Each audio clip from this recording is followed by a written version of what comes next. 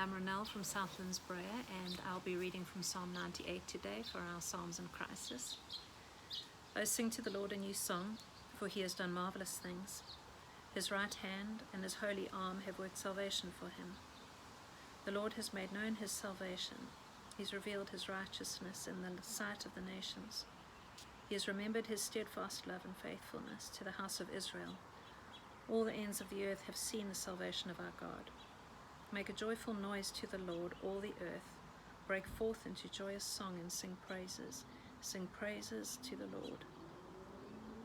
This actually came up as part of my reading plan this morning, and I didn't choose it. It chose me. And to be honest, it felt a little discordant with our times. I read through it and knew that much of it was true, but it was hard to swallow in some ways, just because of what we're living through right now with COVID-19. And it has been a journey for all of us, and I'm sure you resonate, trying to reconcile the good parts and the bad parts of what's happening. I've heard so many amazing stories of God meeting with people in their isolation, people turning to God in ways that they wouldn't normally, people wanting to get baptized. But then at the same time, you're hearing all these awful stories, and probably the first description of the news you're hearing at the moment is not marvelous things, as it says in verse 1. I don't hear a lot of marvelous things right now. But it has, especially around this time with Easter, been an amazing time to really meditate on Easter and Christ's death and resurrection and just the riches of that. I think never before have I been so grateful for the resurrection, because it means that even if I'm alone in my bedroom, God is with me, which he wouldn't have been able to be in the same way had Christ not been raised from the dead and sent the Holy Spirit to be with each of us. And so there's a joy that I haven't felt in previous Easters, but there's a real sadness that we don't get to meet together and celebrate and make a joyful noise to the Lord together. There's a real sadness. There's a sadness that we had to postpone a baptism we were going to film because members of the family got sick. And it's a really hard thing sometimes, not only in this crisis, but in all day life, to reconcile the goodness of God and the brokenness we see in our world. I was greatly helped yesterday, basically, by reading an article by Brett McCracken, one of our elders, and he referred to the Saturday before Good Friday and Easter Sunday, and basically reminded us that that's where we live as Christians. We live on Saturday in what he called the waiting room.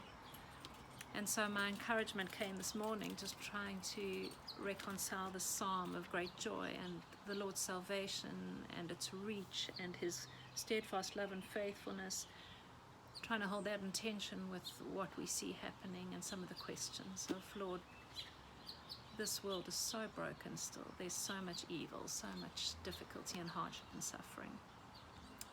But remembering that actually that's true every other day of the year, not only when we are under quarantine. It's true every other day that these things coexist, and one day Jesus will return and it'll all be as it should be. And the encouragement I got from my devotion today, the heading was basically that God will not rest from his redemptive work until every aspect of creation has been made new again.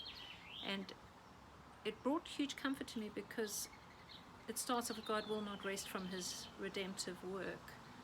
And he's not resting from his redemptive work now.